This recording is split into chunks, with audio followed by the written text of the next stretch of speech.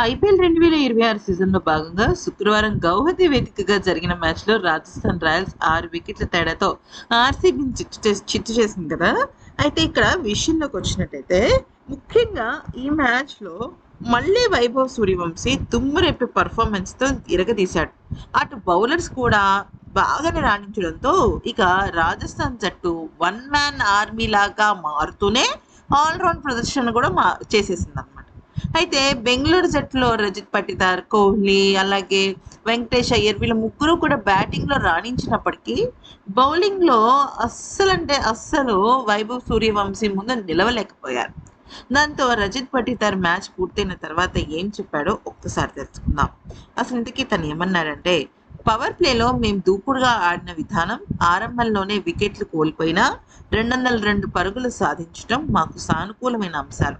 అదే సమయంలో రాజస్థాన్ రాయల్స్ బ్యాటర్లు ముఖ్యంగా వైభవ్ సూర్యవంశీ పవర్ ప్లేలో చేసిన బ్యాటింగ్ నిజంగా వావ్! వాట్ ఏ గేమ్ అనిపించింది.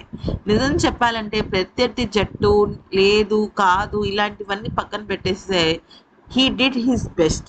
He did his best more than that అంటూ చెప్పుకొచ్చాడు. అంతేకాకుండా ఇక వైభవ్ సూర్యవంశీ బ్యాటింగ్ చేసిన తీరు నిజంగా మైండ్ బ్లాక్ అయిపోయింది. గత మ్యాచ్ల్లో మా ప్రదర్శన అద్భుతంగా ఉంది. ఇది మా మొదటి పరాజయం. అయితే ఈ ఓటమి నుంచి మేము చాలా విషయాలు నేర్చుకోవాలి. బౌలింగ్ మార్పుల గురించి నేను పెద్దగా ఆలోచించలేదు. ఎందుకంటే వెంకటేష్ అయ్యర్, రొమారియా షెపర్డ్, కృణాల్ పాండ్యా మాత్రమే నాకు ఆప్షన్స్‌గా ఉన్నారు. మేము ఈ ముగ్గురితోనే ఓవర్‌లో మేనేజ్ చేయాల్సి వచ్చింది. ఇక సుయాష్ శర్మ లేకపోవడం ఒక రకంగా మాకు బ్యాడ్ లక్ అనే చెప్పుకోవాలి. బౌలింగ్ మార్పులు ఈ మ్యాచ్‌లో పెద్దగా ప్రభావం చూపలేదని నేను అనుకుంటున్నాను.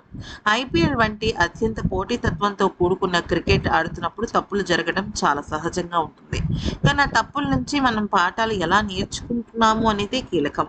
మా తప్పిదాలను సవరించుకుని తదుపరి మ్యాచ్‌కు బలంగా తిరిగి వస్తాము అంటూ రజిత్ పటిదార్ చెప్పాడు. అంతేకాకుండా మ్యాచ్ పూర్తయిన తర్వాత కొంతమంది ఆర్సీబీ జట్టు ఆటగాళ్ళు వైభవ్ దగ్గరికి వెళ్ళి మా జట్టు బౌలింగ్ నీకు అంత ఈజీగా ఉందా అని అడిగితే, నాకు వరల్డ్ క్లాస్ బౌలర్స్ ముందున్నా ఎవ్వరున్నా సరే నేను పట్టించుకోనని, జస్ప్రీత్ బుమ్రా అయినా, జోష్ హజల్వుడ్ అయినా ఒక్కటేనని చెప్పడంతో నా మైండ్ బ్లాక్ అయింది.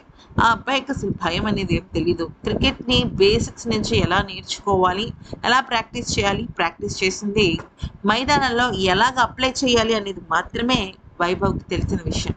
సో, అదే చేసుకుంటూ వచ్చాడు అంటూ రజిత్ చెప్పుకొచ్చాడు. ఆ మాటలకి తను షాక్ అయ్యానని కూడా అన్నాడు.